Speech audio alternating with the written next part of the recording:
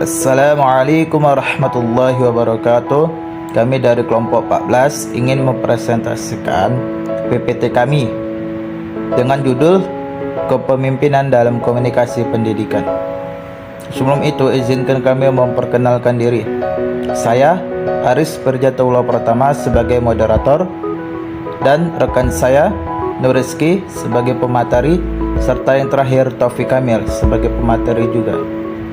Langsung saja tanpa memperpanjang waktu, kepada rekan saya Saudari Nur Rizky, disilakan tempat dan waktu dengan segala hormat. Baik, saya Nur Rizky akan menyampaikan hasil diskusi kami. Yang pertama, mengapa komunikasi penting bagi pemimpin? Karena sebagai sarana untuk mengkomunikasikan visinya kepada orang lain, meyakinkan dan menumbuhkan kepercayaan kepada bawahan akan visinya. Selanjutnya, apa arti kepemimpinan itu sebenarnya? Dalam pengertian umum, kepemimpinan menunjukkan proses kegiatan seseorang dalam memimpin, membimbing, mempengaruhi atau mengontrol pikiran, perasaan atau tingkah laku orang lain. Baik, saya kembalikan kepada moderator. Terima kasih kepada Saudari Nur Rizky yang telah memaparkan materinya tadi. Selanjutnya akan dilanjutkan oleh saya sendiri. Fungsi kepemimpinan. Fungsi kepemimpinan itu ada dua, yakni sebagai informatif dan persuasif. Fungsi pemimpin sebagai informatif, yakni seorang pemimpin melakukan proses pertukaran informasi atau ide antara atasan dan bawahan, dan harus terlaksana dengan baik. Yang kedua, sebagai persuasif, pemimpin bisa memberikan pengaruh kepada bawahannya untuk mengikuti arahan pemimpin tersebut. Dan sebagai seorang pemimpin tentu harus menjadi komunikator yang baik, tidak asal berbicara tanpa melihat kondisi bawahan. Berikut hal-hal yang perlu diperhatikan seorang pemimpin apabila ia tampil sebagai komunikator. Yang pertama, kerangka referensi. Tentu saja, sebagai seorang pemimpin, dia harus melihat bawahannya, melihat pengalaman bawahannya.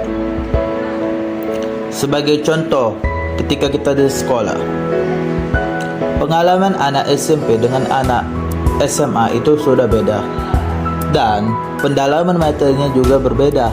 Maka, seorang pemimpin harus memperhatikan hal sekecil ini, walaupun ini masalah sepele. Dan yang kedua, seorang pemimpin harus melihat situasi dan kondisi bawahannya. Sebagai contoh, apabila seorang pemimpin memberikan informasi kepada bawahannya, ia harus melihat kondisi bawahannya. Apakah ia sudah menangkap atau belum apa yang pemimpin katakan? Jika belum, maka harus diperjelas lagi dengan secara detail. Dan yang ketiga, seorang pemimpin yang juga akan tampil sebagai komunikator harus memperhatikan konotasi. Maksud dari konotasi ini ialah gaya bahasa yang digunakan pemimpin. Gaya bahasa yang macam mana? Ya tentu saja harus jelas apa yang dia perintahkan, apa yang ia informasikan, tidak berbelit-belit. Terus saja.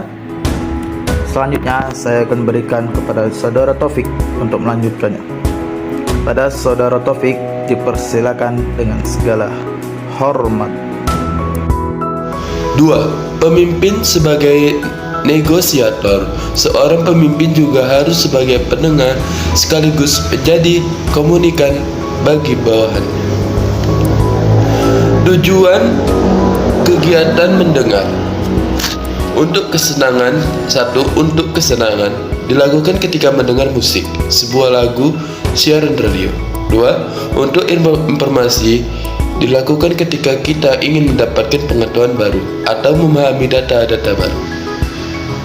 3. Untuk membantu akan dihadapi ketika pemimpin berperan sebagai seorang pelatih, fasilitator atau motivator platform. Keterampilan mendengar bagi pemimpin. Pemimpin harus memiliki keterampilan mendengarkan bawahan secara efektif. Diyakini bahwa informasi penting mengalir secara bottom up ketimbang top down. Mendengar secara efektif, yaitu mendengarkan secara partisipatif dan pasif. Mendengarkan secara empatik dan objektif. 3. Mendengarkan tanpa menilai dan secara kritis. 4. Mendengarkan secara aktif. Baiklah, terima kasih kepada Saudara Taufik yang telah memaparkan materinya. Langsung saja, kesimpulan dari PPT ini adalah komunikasi kepemimpinan adalah bagaimana memberikan instruksi atau tugas yang jelas dan mudah dipahami oleh bawahan. Bagaimana mengkomunikasikan kebijakan, organisasi, perusahaan, atau institusi kepada semua unsur yang ada di dalamnya. Bagaimana frekuensi komunikasi pemimpin dengan bawahan dan bagaimana memotivasi pada bawahan, membangkitkan motif bawahan atau karyawan, serta mengunggah daya gerak mereka untuk bekerja lebih giat lagi. Itu saja pemaparan dari kelompok kami. Apabila ada salah kata, mohon dimaafkan dan harap dimaklumi. Billahi fisabil haq fastabiqul khairat. Wassalamualaikum warahmatullahi wabarakatuh.